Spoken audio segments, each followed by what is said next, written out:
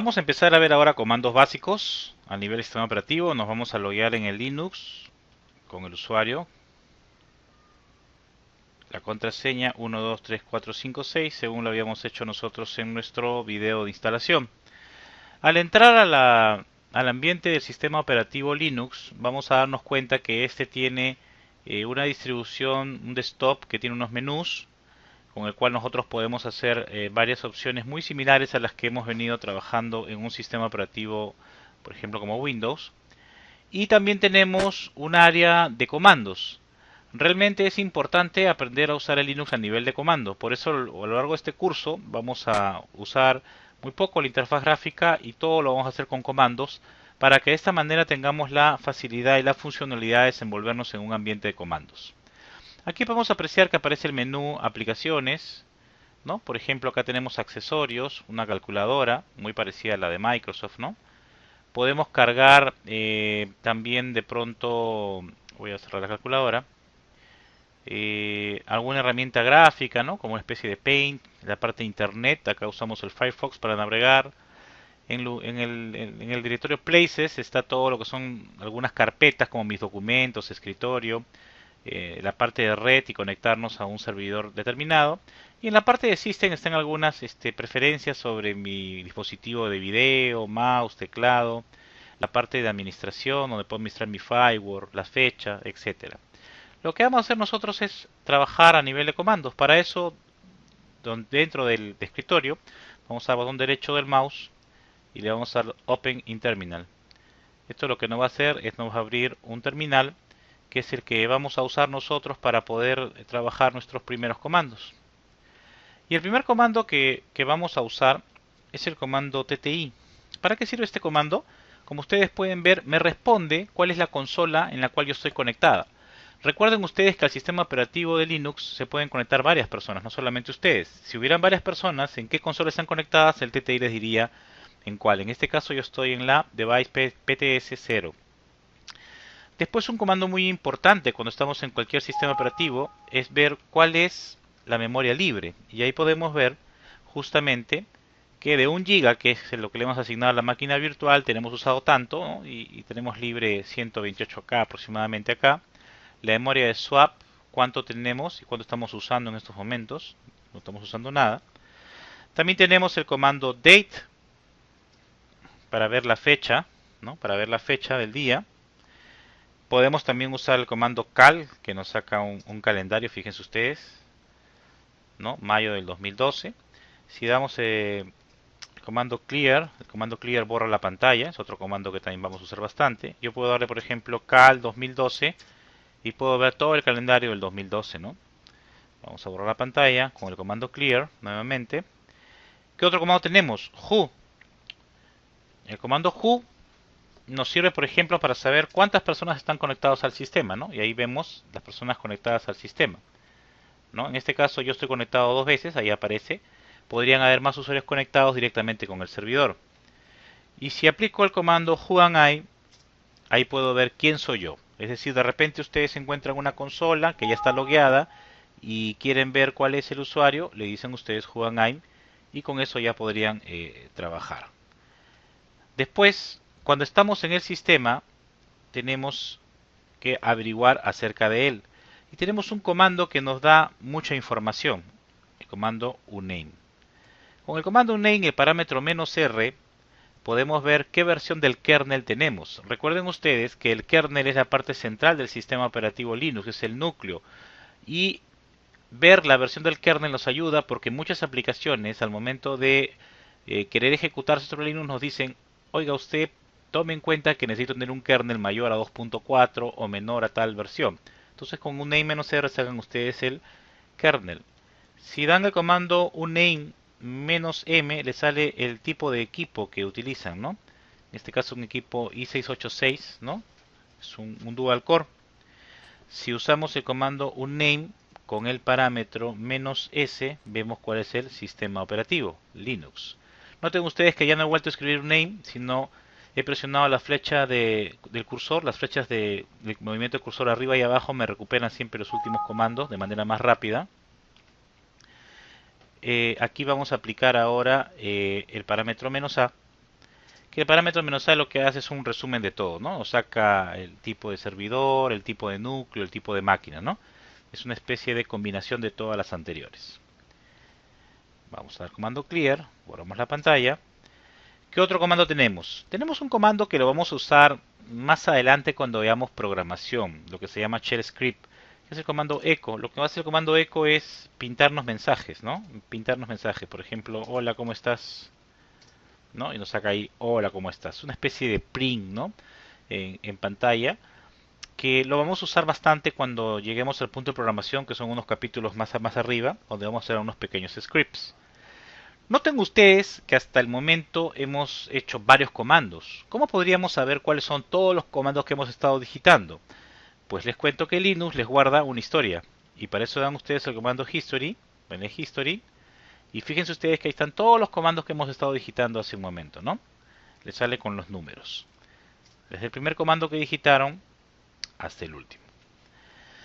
También a nivel de Linux es posible que ustedes quieran saber más de un comando. Tienen un manual en línea, por ejemplo, el comando uname, ¿no? Man uname significa dame el manual en línea del comando uname y el sistema operativo les va a sacar ahí toda la información referente al comando, ¿no? Si ustedes quieren salir del manual en línea, le presionan Q. Por ejemplo, man acerca del comando free. Y ahí tenemos el manual del comando free y obviamente nos muestra todos los parámetros que tiene el comando free. Q para salir. ¿Ok? Una vez que ya hemos interactuado con estos comandos sencillos y simples, vamos a empezar a interactuar con algunos comandos que nos van a ayudar ya a trabajar con el sistema de archivos, es decir, a ver los archivos. Uno importante es el comando pwd. ¿Qué hace el comando pwd? Nos dice cuál es el del directorio en el cual estamos en estos momentos posicionados. Si ustedes se dan cuenta, estamos dentro del director Home, Maurice, Desktop. ¿Por qué estamos en este directorio? Porque automáticamente cuando creamos un usuario en el sistema operativo Linux, nos redirige hacia un director Home, nos crea un directorio de usuario y en este caso estoy dentro del escritorio, ¿no? Si yo le doy el comando ls que sirve para listar archivos, se darán cuenta ustedes que no aparece absolutamente ningún archivo ahí, porque yo no tengo ningún archivo ahí. Lo que puedo hacer es decirle, dame un ls, por ejemplo, de un directorio en particular. Yo voy a decir de directorio etc. El directorio etc, como vamos a ver después, es un directorio donde se guardan todos los archivos de configuración del sistema operativo Linux. ¿Qué pasa si yo le doy un ls al directorio etc? Van a notar ustedes que aparecen todos los archivos que están dentro de ese directorio. Sin embargo, no muy al estilo como lo veíamos nosotros en Microsoft quizás, ¿no? Que veíamos la fecha, el tamaño. Si eso es lo que queremos, podemos usar el comando ls con el parámetro "-l", que significa lista larga del directorio etc. Y ahora van a darse cuenta que ya nos aparece el archivo, el tamaño en bytes, ¿no? La fecha, y quién es el usuario y el grupo, ¿no? En este caso el usuario root, propietario root. Lo que aparece al lado izquierdo son los permisos, que ya lo veremos más adelante, pero a manera de adelantar, los que empiezan con D son directorios, los que empiezan con L son accesos directos, y los que no tienen nada, tienen una rayita que empiezan con una rayita, es un archivo normal. Y esas RWX significa R de read, permiso de lectura, W, permiso de escritura, write, y X de execute, permiso de ejecución. Y si se dan cuenta se repiten en tres grupos, porque el primer grupo es para el propietario, o sea, el dueño del archivo. Esos son los permisos que tiene el dueño del archivo. El segundo grupo es para los permisos del grupo. En este caso, este usuario pertenece también al grupo que se llama root, por coincidencia el mismo nombre. Y el tercer grupo de permisos es para todos los demás, ¿no? Para todos los demás. Esto lo vamos a ver ya con más calma, pero estamos viendo un poquito a nivel de comandos, ¿no? Recuerdan ustedes que dentro de mi directorio, cuando yo hice un ls-l, porque hemos estado haciendo un ls al directorio etc, no había nada, ¿no? Cero archivos. Pero fíjense qué pasa si yo le doy de pronto un ls-a, ¿no? Aparecen ahí unos puntitos, ¿no? Esos son los archivos ocultos. Miren qué pasa si yo hago lo mismo ahora con el directorio etc. Si me voy al directorio etc y le digo dame un ls-a, se van a dar cuenta que aparte de los archivos normales, vamos a ver acá, ahí están los archivos normales, van a aparecer algunos archivos especiales. Vamos a ver otro directorio porque no lo estamos viendo acá. A ver, vamos a bajar un directorio más. ls-l Ah, ahí está. Ahí tenemos unos archivos que ustedes pueden apreciar que empiezan con punto. Bash, bash profile. Esos son archivos ocultos. Si ustedes le dan un ls-l nuevamente a este directorio, fíjense que no van a aparecer. No aparecen esos archivos. No están ahí. Solamente aparecen directorios. Entonces, cuando queremos ver archivos ocultos del sistema, vamos a presionar siempre. A ver. Vamos a borrar la pantalla. Listo. Siempre vamos a dar el comando ls -a y nos va a mostrar los archivos ocultos. También tenemos un comando muy útil que es el ls-t, que lo que va a hacer es nos va a ordenar por fecha de creación los archivos. Y ustedes pueden combinar ls-lt, -lt, que sería lista larga y ordenados por fecha de creación. Muy bien. Estamos ahora en qué directorio? Estamos dentro de Home Maurice. Volvamos a estar dentro de Desktop. Para eso usamos el comando cd desktop para ingresar al directorio desktop. Usamos el comando pwd para asegurarnos que estamos en ese directorio. Recuerdan ustedes que ahí no teníamos ningún archivo. Le vamos a dar un ls-l nuevamente y no tenemos ningún archivo. ¿Cómo creamos un archivo? Pero un archivo simple, sin contenido, con el comando touch. Por ejemplo, yo puedo crear touch carta1.txt. ¿Y esto qué hace? Me crea un archivo con 0 bytes. Miren ustedes ahí, carta 1, pero tiene 0 bytes. Es decir, es para crear un archivo, ¿no? Ya después le puedo hacer algo. Puedo crear un archivo touch carta2.txt. Entonces el comando touch sirve para que ustedes puedan crear archivos en blanco, ¿no? De pronto en algún momento del sistema operativo Linux, cuando de repente ustedes ya hagan un firewall, un proxy, necesita que por programación se cree un archivo de manera automática, entonces utilizan el comando touch. Pero en algunos momentos vamos a necesitar organizar nuestros datos y no vamos a querer que solamente la información esté dentro de un directorio. Y ahí vamos a usar un comando que se llama mkdir. Por ejemplo, voy a crear un directorio mkdir ventas y voy a crear un directorio mkdir compras. Noten ustedes que lo estoy creando dentro del directorio del desktop. Por eso es que fíjense acá, también esta carta 1 y carta 2 que yo había creado acá han aparecido en mi desktop y acá están los directorios que acabo yo de crear a nivel de comandos. ¿Cómo entra el directorio ventas? Para entrar a un directorio cd ventas. Estando en el directorio puedo crear otro archivo que se llame, por ejemplo, venta1.txt. Fíjense qué pasa si yo hago esto. Voy a crear un archivo venta1 con la B mayúscula y voy a crear un archivo venta1 con la A mayúscula. Si ustedes dan un ls-l después de haber creado esto, vamos a borrar la pantalla. Hemos creado 3 ventas 1 y ustedes le dan un ls-l, se van a dar cuenta que para el sistema operativo Linux estos son 3 archivos diferentes, ya que Linux diferencia las mayúsculas de las minúsculas, cosa que no nos pasaba por ejemplo en Microsoft. Si yo creo venta 1 con mayúscula 1, la primera o la última, para Microsoft es un solo archivo. En el caso de Linux son 3 archivos completamente diferentes. Mucho cuidado por eso al momento de crear los archivos y acordarse cómo están creados, con qué letra mayúscula, porque así hay que invocarlos. Después tenemos, ya hemos creado directorios.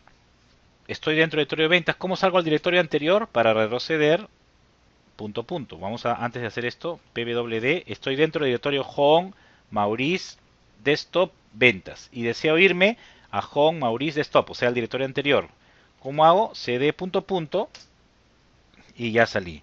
Si yo doy pwd, se dan cuenta, estoy dentro de Home, Maurice, Desktop. Muy bien. Ahora, dentro de este directorio, ustedes saben que hemos creado el directorio ventas y compras. Si ustedes entran a compras, cd compras, y le dan un ls, compras no tiene absolutamente nada, porque no hemos creado nada. ¿De acuerdo? No hemos creado ningún archivo en compras. Entonces podemos usar un archivito que se llama copiar. Cópiame, cópiame todo lo que está dentro de home, Maurice, desktop. Noten ustedes cómo yo escribo rápidamente. No, lo que pasa es que yo completo con la tecla Tab. Ustedes escriben las primeras letras Tab y les completan. Ventas, vamos a copiar todo, ¿no? Asterisco, a ver, ahí, asterisco todo, y lo vamos a copiar ¿dónde? Dentro del directorio home, home, ¿no?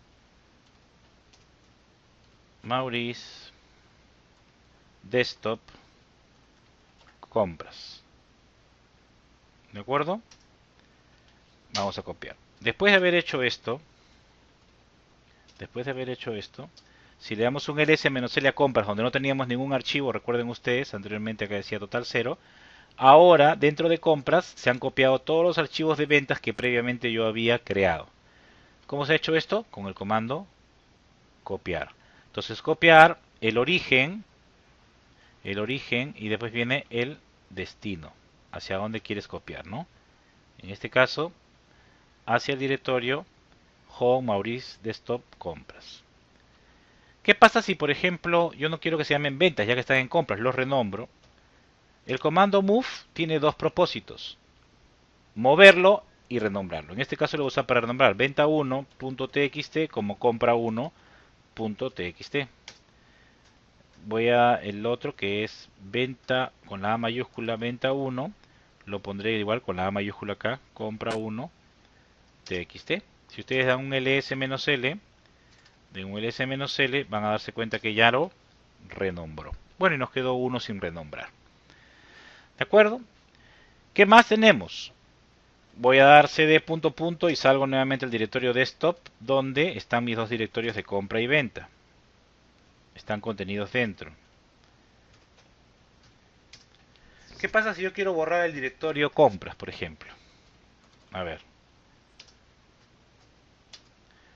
rmedir compras. Yo voy a hacer esto. ¿Qué me dice?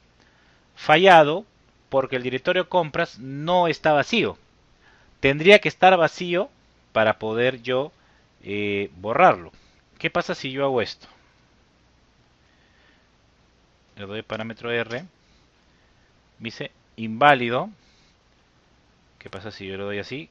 R mayúscula. Inválido. ¿Qué cosa hace el comando R por lo general? El comando R por lo general me hace algo recursivo. Entonces, ¿por qué no me puede borrar? Porque en este caso, si nosotros vemos el manual de rmedir, miren ustedes el manual de RD, no tiene esa opción. ¿Qué pasa si yo hago ahora esto? Nuevamente estamos en el mismo caso, fíjense, rm-r, rm-r, compras, compras, y vamos a borrar compras. Ya está, ahora sí lo borró. ¿Qué hace el comando rm? Me borró el directorio. Entonces, ¿para qué sirve el comando rm? El comando rm sirve para borrar tanto archivos como directorios. Y cuando quieren borrar un directorio, le ponen el parámetro "-r", que significa bórrame todo lo que esté dentro. Es recursivo y lo borra. Sin embargo, hay un comando especial que es para borrar directorios, rmdir. Pero ese comando te pide que para que el directorio se borre esté vacío. Son algunas pequeñas diferencias que ustedes tienen que practicar con los comandos para saber moverse dentro de la plataforma, ¿no? ¿Qué más tenemos? En algún momento, no sé, de pronto ustedes quieren, por ejemplo, el comando clear, ¿no? Ustedes están acostumbrados a usarlo como cls. Entonces, en el mundo Windows se usa cls y están acostumbrados. Bueno, pueden crear algo que se llama un alias. ¿Qué es un alias? Un alias es crear, por ejemplo, cls es igual, ¿no? Cls va a ser igual, vamos a buscar el igual, que estoy desconfigurado en mi teclado, perdón, disculpen. Por aquí debe estar, ahí está. Igual a clear, ¿no? cls es igual a clear. Ya está. Si ahora doy CLS, me borra la pantalla. Eso es un alias, ¿no? Por ejemplo, ustedes están acostumbrados a de pronto dar dir, usar dir en el sistema operativo Windows. Le ponen acá dir y el dir sería equivalente a un ls menos l, ¿verdad? Ahí está. A ver, voy a ponerlo así, ls, ya, dir, ya está, ya me funciona, ¿no? Ya me funciona. Pasa que acá, ahora si quiero hacerlo con dir1, por ejemplo, otro comandito, cuando le pongo el parámetro, a ver, menos L, tengo que buscar la comillita simple para ponerlo con la comilla simple. Ya está. Entonces dir1 me los haga completo, ¿no? Entonces pueden hacer un alias. Cuando hago un alias que ya tenga más de una palabra como acá, ¿por qué me dio error? Me dio error porque necesita ponerse entre comillas, ¿no? Entonces acá tendrían el comando dir o el dir1 que le saca la lista larga. Ustedes pueden generar sus propios alias y de esta manera tener muchos comandos personalizados y de manera propia. ¿Qué más podemos hacer? Vamos a ver acá. Teníamos en este directorio desktop carta 1 y carta 2. Yo voy a editar, esto lo vamos a ver en próximos capítulos cómo usar el editor B, pero permítame editarlo solamente para hacer algo que necesitamos para el siguiente ejemplo. Esta es una carta, coma, la carta 1. Firma Mauricio, supongamos. Listo. Grabamos. Y está.